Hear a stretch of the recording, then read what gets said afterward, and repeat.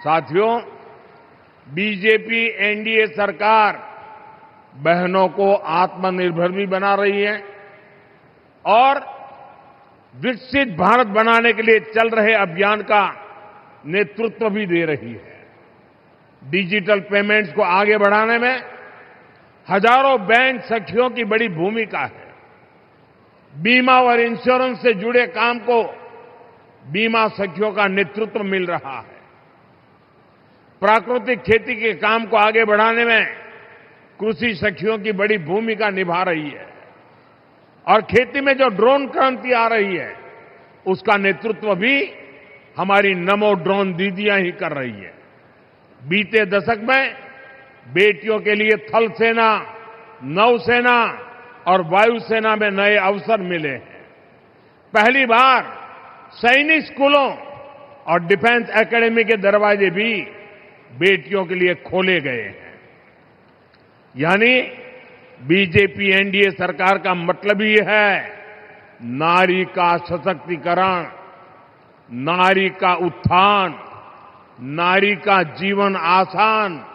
साथियों, आज हर क्षेत्र में, हर मोर्चे पर भारत की बेटियां इतना शानदार काम कर रही हैं तो स्वाभाविक है नीति निर्माण, राष्ट्र के भविष्य से जुड़े फैसलों में भी बहनों बेटियों की भूमिका और बढ़नी ही चाहिए। देश को आज इसकी बहुत जरूरत है। इसके लिए भी ईमानदारी से काम किया जा रहा है।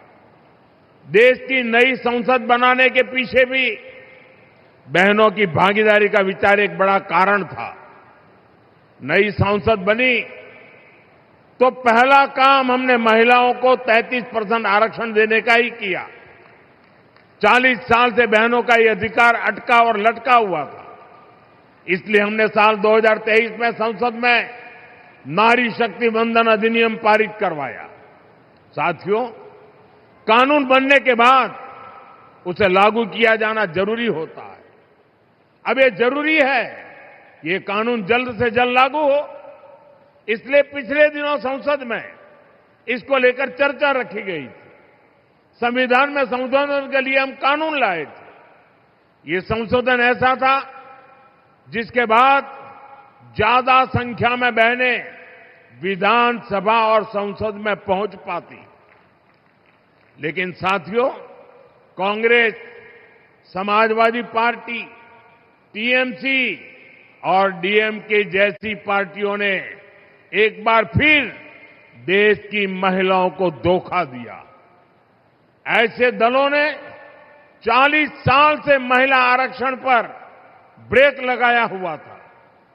अब समाजवादी पार्टी ने फिर से इसे लाल झंडी दिखा दी है।